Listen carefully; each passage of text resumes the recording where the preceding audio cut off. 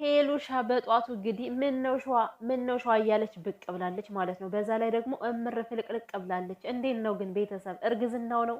እርግዝና ያሳምራል ይባላል እንግዲህ የወለዳችሁ ታውቁታላችሁ። እና አምሮባታል ሄሉዬ፣ ካይን ያውጣሽ። እውነት ውበታም ሆነሻል እኮ። ሰላም ሰላም ቤተሰብ እንዴት ናችሁ? ደህና ናችሁልኝ? ሰላማችሁ ይብዛ። እና የምሬን ነው ማለት በጣም ነው ያማረባት ሄሉና በቃ ደስታ በደስታ ሆናለች። አባዬ እማዬም ተጀምሯል ማለት ነው እንግዲህ በሌሎች የሰማነውን አሁን በያብስራና በሄሉም ልንሰማው ነው ማለት ነው። እማዬ አባዬ እንዴት ነው ነገሩ? እኔ ዛሬ አልስቅም የምር ግን ማለት ነው። የሄሉን ጥንካሬ እኮ ለአንዳንድ ሴቶች ቢሰጣቸው ብዬ ይመኛለሁ። የምር ጥንካሬዋ፣ ይሄ ኮንፊደንስ እኮ ጨቀለች። በቃ ሄሉሻ የፈለገችውን ነገር ከማድረግ ወደኋላ የማትል ሴት፣ ስታደርገው ደግሞ እኮ ምን በቃ ግድ የላትም።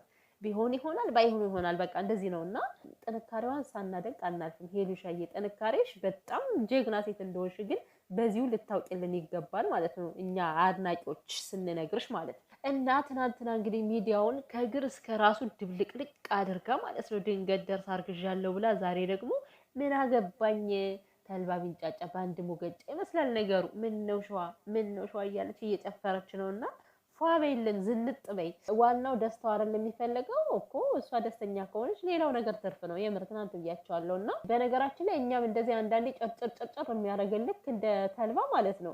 ወደን አይደለም እኮ የሆነ እነሱ ድራማ ሲሰሩ እኛ የምር ይመስለንና ልቧ የተሰበረ ምናምን መስሎ በቃ ደማችን ነው የሚፈለው አይደል?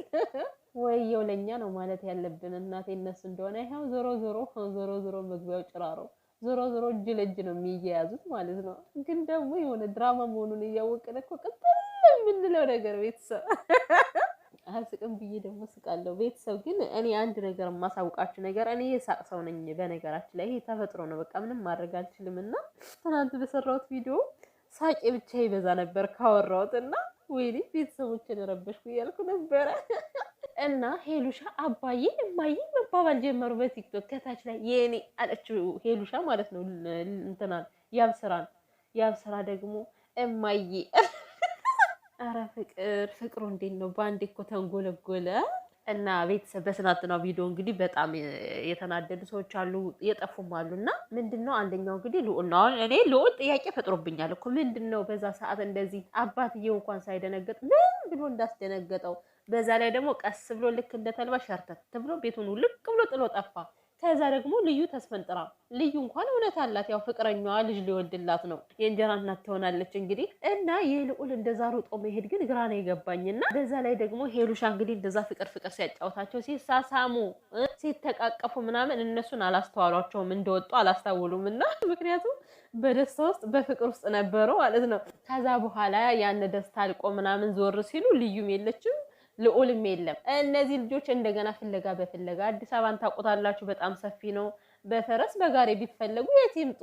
ስለዚህ ሄሉና ያብስራ ስላቃታቸው የጥሪ ወረቀት አቀረቡ። ያፋልጉኝ ጥሪ ማለት ነው። ፈልጎ ያገኛቸው ሰው ሽልማት አለው ተብሏል። ይሄን ልንገራችሁ ብዬ ነው። ልዩና ልዑሌ ደግሞ ባላችሁበት ፈጣሪ ጠብቃችሁ፣ ራሳችሁን ጠብቁ። ለማንኛውም ከፌንት ምናምን ከተረፋችሁ እና ደግሞ እንግዲህ አንዳንድ ጭምጭምታ ሰምተናል ማለት ነው። እውነት ለመናገር ከዛ ብዙ የሚያውቋቸው ስላሉ ዩቲዩበሮች ማለት ነው። የኢትዮጵያ ዩቲዩበሮች እንዴት መሰላችሁ?